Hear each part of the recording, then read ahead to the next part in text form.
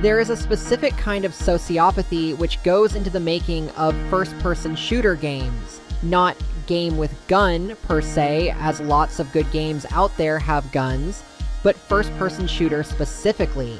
We can't exactly put our finger on it, but it is something we think has to do with strategy versus tactics. From a gameplay standpoint, the concept of a first-person shooter is rather simple. You are player with gun. You start at point A, and you are told to go to point B. When you get to point B, you will be given some arbitrary task which can vary.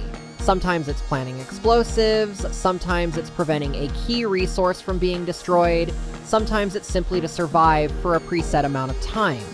Yet regardless of what you do at point B, getting there and doing the thing will trigger the next part of the game, which is go from point B to point C, do the next arbitrary task, watch the next cutscene, rinse and repeat all the way to the roll credits. Now you, the wise gamer at home, will likely pick up on the fact that something is missing from this equation. That something is the challenge. Without a challenge, this gameplay loop would be a glorified walking simulator. So, in order to make things a bit more interesting, the developers of first-person shooters will place waves of bad people, yes, we are being gender neutral here, to stop you from traversing from point A to point B. And the ways in which developers decide to do this will determine whether a first-person shooter is fun, or whether the player will get so frustrated that they smash their own controller in a fit of rage. If you glimpse the title of this video, please realize that it is no small exaggeration. This video is going to focus primarily on the Far Cry series, and this is because Far Cry 5 now holds the distinction of being the second game to inadvertently cause Madeline to completely smash and bash one of her controllers to oblivion. Which is ironic, considering how Far Cry Primal is genuinely one of her favorite non-racing games of all time. So, what exactly is going on here? Let's talk about it. Far Cry is a series of games made by Ubisoft where you have the freedom to explore a completely open world, but where everything you do results in a series of linear missions done in the style of a first-person shooter. With Far Cry 5 specifically, you play a rookie federal agent who is sent to arrest the leader of a religious cult. Things go south, however, when the cult turns the tables and basically abducts your fellow officers while leaving you for dead. An armed resistance member rescues you, teaches you how to survive the Montana wilderness, and sends you out to explore the world as you see fit. Your primary objective is to go to 3 specific subregions and assassinate 3 specific people, but in order to do that, you must first complete a series of missions in each area to lure those 3 targets out of hiding. So begins the first-person shooter gameplay loop we discussed at the very start. Nearly every mission in Far Cry has you start at point A, go to point B, complete an arbitrary task, then go back to point A in order to debrief and mark the mission as complete. Now, some missions start at point A and give you the task at point A and debrief at point A, but the general idea is the same. And as with the initial example, the difficulty of each mission is determined entirely by the number of enemies you are going to have to do away with. Far Cry 5 just happens to have a lot of them. A very, very significant amount of them. According to Madeline's Xbox stats, she has over 2,000 kills in this game and 82 deaths. Of those, 500 were from her first playthrough, where she quit a third of the way through, and 1,500 from her current recent playthrough, where she beat the game. Ignoring deaths from the first playthrough as well as deaths due to her own mistakes, such as falling off cliffs or blowing herself up, she honestly didn't die to enemy spam more than about 35 times. But boy howdy, did every single death in this game rub her the wrong way. We need to go back to the game difficulty video from a few weeks ago. A major complaint by her was checkpoint placement in games such as this. and what happens when you die in games like this. Each mission in Far Cry 5 has, at most, 3 checkpoints. If you die, you often lose about 10 to 15 minutes of progress, and on top of that, the reload times are abysmal because of the amount of redraw. What this means in practice is that a mission which should take only 20 minutes may take well over an hour, and you've really technically only died 5 times in the span of that hour. This is exactly what happened when attempting the Cleansing. The Cleansing is a mandatory story mission which you cannot opt out of. It requires you to traverse a dangerous area with mortar shells falling from the sky every 5 seconds, lots of loud noises, camera shake, and things getting set on fire. Make it to the end, and you can take control of the aforementioned mortar device, at which point you must survive waves of enemies coming after you for 2 minutes. Oh, and to make things worse, you must protect an NPC named Merle, who you were sent to rescue.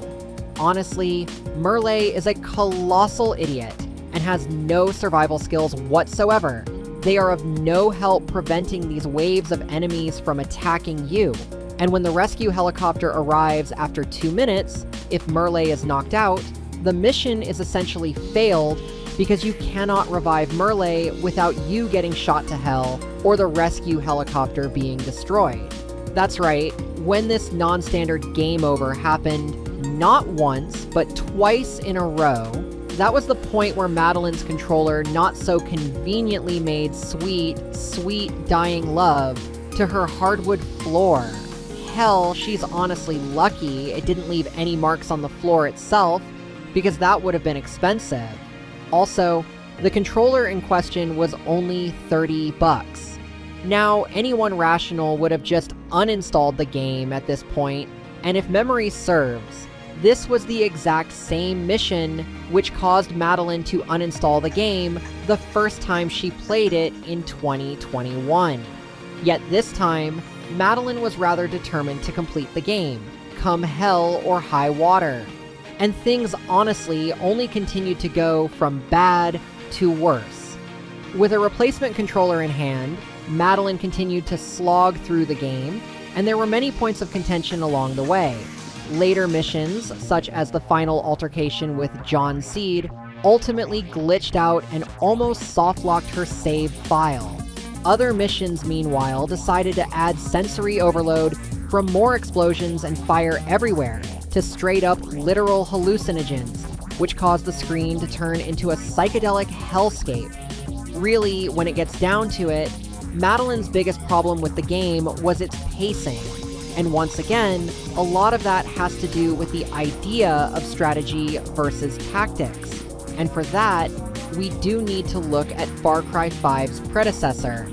Far Cry Primal was a spin-off of Far Cry 4, which took place in the year 10,000 BCE. You play as a cave dweller in the land of Oros, and your goal is to, well, start your own civilization. Somehow, this game is still a first-person shooter, despite not featuring a single gun. Far Cry Primal obviously had bows, slings, and spears, but it also had makeshift incendiary devices and even grenades made out of beehives. It was amazing the level of ingenuity brought to the series by Ubisoft, and the best part, the literal icing on the cake, was the ability to tame predator animals to be your fighting companions. Now, the irony of all this is that if you play Far Cry 5 the same way that you played Far Cry Primal, the game is surprisingly very good. So, what do we mean by that?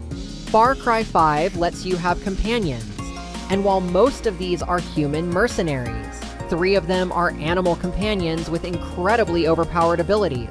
Furthermore, you can absolutely choose to ditch guns in Far Cry 5 in favor of the compound bow, recurve bow, and slingshot. If you do this, the game is a wildly different animal, no pun intended. There are a lot of missions where if you go full stealth, and these primal-style weapons are all silent weapons, then you will only ever face 1 or 2 enemies at a time.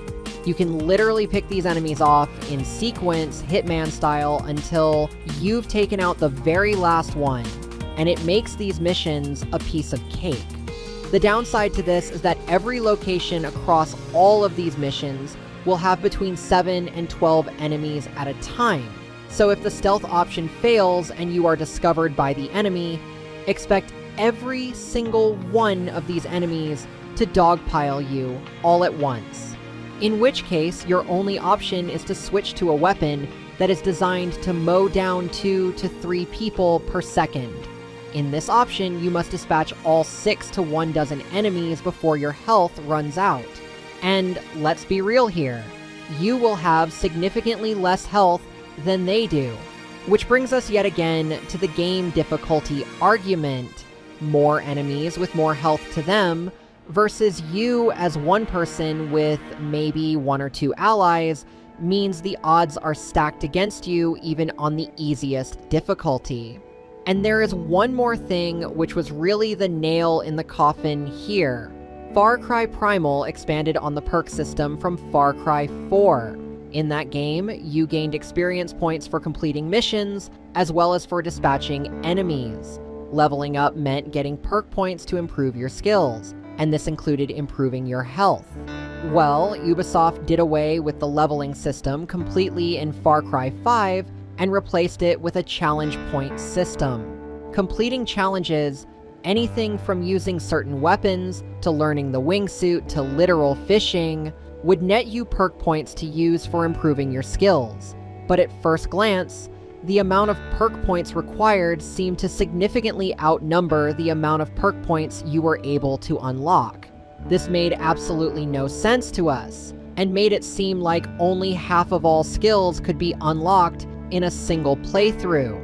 It wasn't until Madeline beat the final mission of the game, the boss fight against Joseph Seed, that this very important discrepancy was addressed.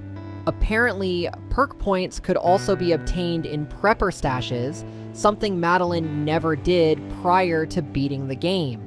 She literally went into the final boss of the game with the least amount of health possible, simply because she could not afford more health. This is something that, from a game design perspective, should never happen. And really, to drive all these points home, we need look no further than what happens after the game has been beaten, because it is truly and utterly the sociopathy of first-person shooters. Now, without spoiling the ending too much for a nearly decade-old game, one of Joseph's final sayings is, "Not everything can be solved with a bullet." Yet he is not the only one who says it. A lot of the NPCs in the postgame will say the same things, and this is because the postgame is where you go back and complete all of the missions you didn't do during the main story. And there are admittedly some diverse ones. You have collectible missions like finding comic books or baseball cards. You have fishing and hunting missions, including the judge missions, which are just like the Blood Tusk, Bloodfang missions of Primal. And you even have a series of missions where an NPC gets abducted by aliens at the end of it. A lot of these stray away from the path of your traditional first-person shooter, and the game is ultimately better for it. One could even make the argument that if Far Cry 5 had been released as a glorified hunting and fishing simulator, completely devoid of the Project Eden's Gate plot, it would have been a much better game overall. It would basically have been Call of the Wild before Call of the Wild was a series. Like, just to be clear, first-person shooter is not the same as game with gun. Like, Hitman is game with gun, but is not a first-person shooter. Fallout is game with gun, but rarely does it lean into first-person shooter territory. A lot of this is semantic, but our take on first-person shooter is that it's about mowing down tons of bad people, and the rest of the gaming atmosphere is secondary to that. So for the game to state and then reiterate that not everything can be solved with a bullet is really the devs telling on themselves that they didn't know what they were doing with the concept. And Primal gets a free pass because it doesn't have nearly as many people to mow down in a given mission or area. It's a lot slower paced, and it clearly favors one style of play over the other, which of course means that Primal is far less likely to raise your blood pressure, or to result in your controller going smashy smashy. Anyway, this talk is going on for way too long. We really didn't have anything extravagant for this one, didn't really record any footage of note, so there wasn't really much to show. But it felt good to get some of this off our chests. I'm sure Madeline is finding the whole script writing process rather cathartic, all things considered, and you can bet your ass that the moment she finishes those last few achievements in the campaign, she will then uninstall this game entirely and never play it again for as long as she lives. That's it for today's video. Thank you so much for watching.